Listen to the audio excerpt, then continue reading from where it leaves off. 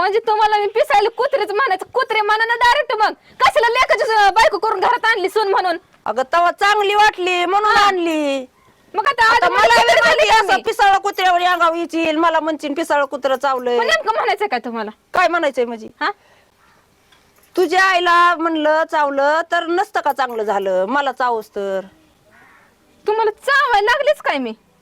आता काय राहिलंय चावायचं अजून? हा काय राहिले ग? मगापासून ऐकत बसले मी, पिसायले कुत्री पिसायले कुत्री. कुत्र काय लावले तुम्ही सकाळपासून? मग ह्याचाच विचार पहिला करायचा असतो तो, की बा हिथं आई बाई बसली सासू आपली कशी हा. का व्हायना म्हातारी कोतारी, हा. आपण कसा तिच्या अंगावर केर लावावा, कुठं हे कशाचं असे म्हातारी संस्कार दिसते सासू? नसावात.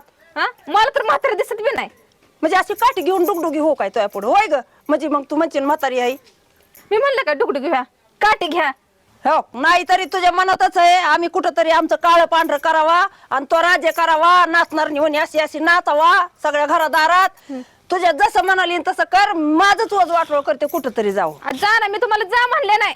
अगं चालले चालले हा. कर ग बाई, कर रामाचा राजा कर, बसते कुठंतरी जाऊ. माझं घर मी काही करेन इथं बसून.